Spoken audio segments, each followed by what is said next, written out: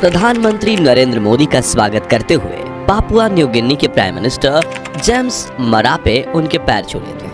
Australia के prime minister Anthony Albanese ने एक स्टेडियम में जब पीएम मोदी का स्वागत किया था, तब उन्होंने सबके सामने कहा था, प्रधानमंत्री नरेंद्र मोदी सबके बॉस हैं। जर्मनी में आयोजित G7 समिट में दुनिया के सबसे ताकतवर देश अमेरिका के प्रेसिडेंट जो बाइडेन खुद चलकर नरेंद्र मोदी के पास आते हैं और उनका ऑटोग्राफ मांगते हैं। और जब नरेंद्र मोदी लंदन जाते हैं तो वहां उनका हूबहू स्टैचू ही बना दिया जाता है। और जब 2024 में दुनिया के सबसे लोकप्रिय ग्लोबल लीडर की लिस्ट सामने आती है तो उसमें अमेरिका के प्रेसिडेंट जो बाइडेन, चीन के राष्ट्रपति शी जिनपिंग, रूस के राष्ट्रपति पुतिन और नॉर्थ कोरिया के तानाशाह किम जोंग उन, इन सभी को पीछे छोड़कर नरेंद्र मोदी अव्वल स्थान पर अपनी जगह बनाते हैं। लेकिन अब सवाल आता है कि आखिर क्या सचमुच पूरी दुनिया पीएम मोदी को पसंद करती है? कहीं उनका व्यक्तित्व ही इतना आकर्षक है या फिर ब्रांड मोदी बनाने के लिए भाजपा की पीआर टीम ने कोई बड़ा दांव खेला है?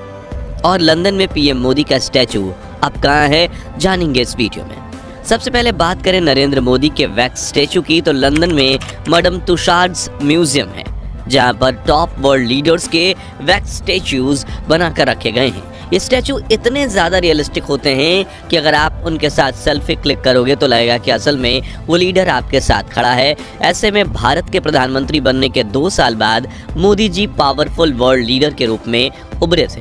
अभी 2016 में ही वो लंदन गए और उसी दौरान मैडम तुसाड्स म्यूजियम ने उन्हें वैक्स स्टैचू बनवाने के लिए अप्रोच किया था। उनका कहना था कि इतने पावरफुल लीडर का स्टैचू हमारे संग्रहालय में होना काफ़ी गर्व की बात है। इसलिए पीएम मोदी भी उनकी रिक्वेस्ट का मान रखते हुए संग्रहालय में अपनी बॉडी मेजरमेंट्स के लिए पहुंचे थे, जहां उनके कई फोटोज खींचे गए थे। पूरे शरीर का नाप लिया गया था, बालों से नाखून तक और दांत, हर चीज़ ओरिजिनल के साथ मैच करके चुनी गई।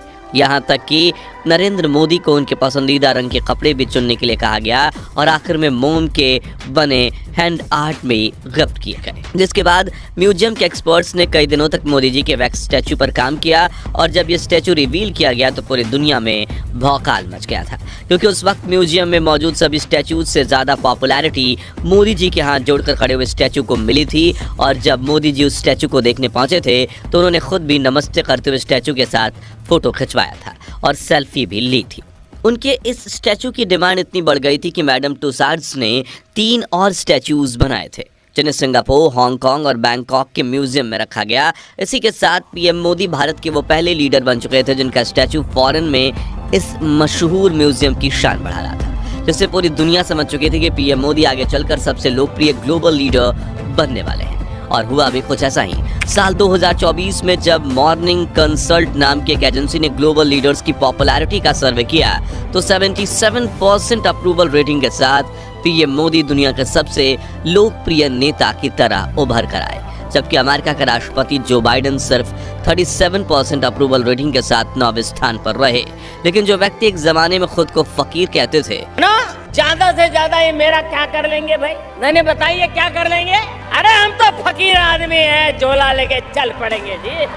वही नरेंद्र भाई आज दुनिया के सबसे ताकतवर और इन्फ्लुएंशियल लीडर कैसे बन जाते हैं? वो हमारे लिए एक अवतार हैं। वो एक साधारण मनुष्य नहीं है। उनका जन्म जो है इस देश के उद्धार के लिए हुआ है। एक श्रद्धालु के तौर पे मौजूद है। प्रधानमंत्री इस देश के भगवान विष्णु का अवतार है। हिंदुस्तान में भारतीय परंपरा में राजा विष्णु का अवतार है। जहां भारतीय उन्हें भगवान का अवतार मानते हैं तो वहीं दुनिया के सबसे अमीर और पावरफुल लोग भी खुद को उनका डाई हार्ड फैन बताते हैं। I am a fan of Modi. लेकिन गुजरात के साधारण परिवार में जन्मे नरेंद्र भाई अचानक से ब्रांड मोदी कैसे बन गए? तो इसे लेकर कई लोग देश के प्रति उनके समर्पण की तारीफ करते हैं तो कुछ लोग इसे अलग नजरिए से भी देखते हैं। उनका मानना है कि पीएम मोदी की पीआर टीम ने लोगों को ब्रेन वॉश कर दिया है और आज हम आपके सामने उन दोनों नजरियों को पेश करेंगे और फिर आप बताइएगा कि आखिर इस बारे में आपकी क्या राय है। प्रधानमंत्री नरेंद्र मोदी जिस बात से सबसे ज्यादा सहानुभूति और प्यार पाते हैं वो है उनकी बचपन की गरीबी। उन्होंने खुद से कहा है कि बचपन में वो बहुत ज्यादा गरीब थे और चाय बेचने का काम किया करते थे। मित्रों, मैं बचपन में रेल के डिब्बे में चाय बेचता था। साल 2013 में लोकसभा इलेक्शन कैंपेनिंग के दौरान उन्होंने पहली बार ये बात कही थी, जिससे न्यूज़ मीडिया ने ये कैंपेन बना लिया था, चाय वाला बनेगा देश का प्रधानमंत्री। और गरीबी रेखा के नीचे आने वाले देश के करोड़ों लोग खुद को उनके साथ रिलेट कर पाते थे। उन्होंने मोदी जी का भरपूर सपोर्ट किया और करते रहेंगे, क्योंकि जब भी वो उनके बचपन में परिवार के संघर्ष की बात करते हैं तो उनकी आंखों में आंसू आ जाते हैं। अब जब हम छोटे थे तो हमारा गुजारा करने के लिए वे अड़ोस पड़ोस के घरों में बर्तन साफ करना, पानी भरना, मजदूरी करना। लेकिन काफ़ी लोग ऐसे भी हैं जो इस बात को अलग नज़रिए से देखते हैं, जैसे कि 2014 में कांग्रेस के वरिष्ठ नेता अहमद पटेल ने कहा था कि भाजपा के प्रधानमंत्री पद के उम्मीदवार जो मतदाताओं से जुड़ने के लिए अक्सर अपने अतीत का बखान करते हैं, वो कभी चाय वाले नहीं थे बल्कि एक कैंटीन के ठेकेदार थे। वहीं 2021 में वडनगर रेलवे स्टेशन से कैंटीन की तस्वीर वायरल हुई थी, जिसमें मोदी जी के पिता चाय बेचा करते थे। उस वक्त रेल मंत्री अश्वनी वैष्णव ने भी अपनी टीम से कहा था कि आप इस कैंटीन को ब्यूटीफाई कीजिए, यानी सजाइए। इसके अलावा व्यापारियों की एक मीटिंग में उनके भाई ने कहा था कि मोदी जी चाय बेचने वाले नहीं हैं बल्कि चाय बेचने वाले के बेटे हैं। कहा जाए तो चाय बेचने वाले का बेटा कहना चाहिए, चाय बेचने वाला नहीं कहना चाहिए। ये पत्रकारों की गलती है। चाय जिसने पूरी जिंदगी बेचकर हमको पाला पोषकर बड़ा किया है, पांच भाई और एक बहन को बड़ा किया है। यानी कि नरेंद्र मोदी और उनके भाई अपने पिता की मदद जरूर करने जाते थे, लेकिन रेलवे स्टेशन की इस कैंटीन को उनके पिता ही फुल टाइम चलाया करते थे। यहाँ तक कि नरेंद्र मोदी पर किताब लिख चुके वरिष्ठ पत्रकार नीलांजन मुखोपाध्याय बताते हैं कि मोदी जी की गरीबी को बढ़ा चढ़ाकर बताया गया है ताकि भारत की जनता को एक आइडिया बेचा जा सके। वहीं एक बार उन्होंने ये भी कहा था कि मोदी जी के पिता गरीब थे, लेकिन उनके पास इतना पैसा था कि वो बच्चों को स्कूल भेज सकें। वहीं 1950 के दशक में मोदी जी कुछ रेयर फोटोज सोशल मीडिया पर आज भी मौजूद है, जिसमें उन्होंने सूट पहना हुआ है, जिसे लेकर कुछ लोग कहते हैं कि उस दौर में गरीब के पास सूट होना मुमकिन नहीं था। जबकि कुछ लोगों का कहना है कि मोदी जी उस वक्त हरियाली क्रांति के नाम के प्ले में भाग ले रहे थे, तो स्कूल कॉलेज वालों ने ही उन्हें सूट पहनने को दिया होगा। इस तरह मोदी जी की गरीबी का मुद्दा हमेशा कंट्रोवर्सी से घिरा हुआ रहता है। लेकिन क्या वाकई में मोदी जी की गरीबी की बात हमें बढ़ा चढ़ाकर बताई जाती है? इसके बारे में अपनी राय कमेंट्स में बताइए। प्रधानमंत्री नरेंद्र मोदी के जीवन से जुड़ी एक और बात जो जनता को काफी आकर्षित करती है, वो है देश की सेवा के लिए परिवार से अलग हो जाना। वे खुद भी कहते हैं कि मैंने देश के लिए घर और परिवार त्याग दिया। देशवासियों, मैंने घर, परिवार, सब कुछ देश के लिए छोड़ा है। और वाकई में उनका परिवार से कोई कांटेक्ट नहीं है। बस वो कभी कभार अपनी माँ हीराबा से मिलने जाया करते थे, लेकिन उनके जाने के बाद नरेंद्र भाई और मोदी परिवार से पूरी तरह से दरार आ गई है।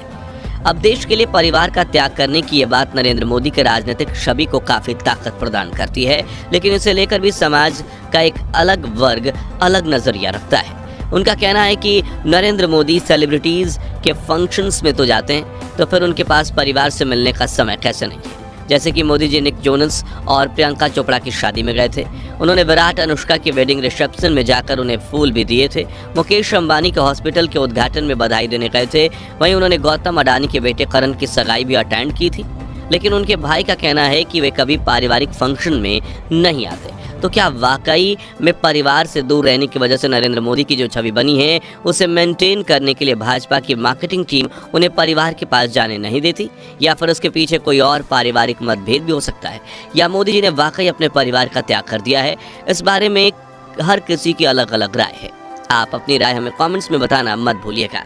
इसके अलावा समाज में एक वर्ग ये भी कहता है कि नरेंद्र मोदी ने 2014 से लेकर अब तक एक भी प्रेस कॉन्फ्रेंस इसलिए नहीं किया क्योंकि वे नहीं चाहते कि मीडिया ऐसा सवाल पूछे जिससे ब्रांड मोदी पर कोई आ जाए। इसलिए वे अपने हिसाब से स्क्रिप्ट वाले भाषण ही देते हैं और कभी कभार किसी इंटरव्यू में पहुंचते हैं तो पाकिस्तान और विपक्ष की टांग खींचकर पब्लिक को एंटरटेन करने चले जाते हैं। जैसे कि इंडिया टीवी के एक इंटरव्यू में उन्होंने बालाकोट एयर स्ट्राइक की बात करते हुए ये कहा, लगा था कि मोदी ने सर्जिकल स्ट्राइक किया था तो इस बार ऐसा कुछ करेगा, तो इसलिए उन्होंने सब वहाँ पर खड़ा कर दिया तामझाम पूरा। इवन अफगानिस्तान की बॉर्डर से भी ला कर यहाँ रख दिया, लगा दिए, राडार लगा दिए, सब लगा दिए। अब हम बजरंगबली की जय कर करके ऊपर से चले गए।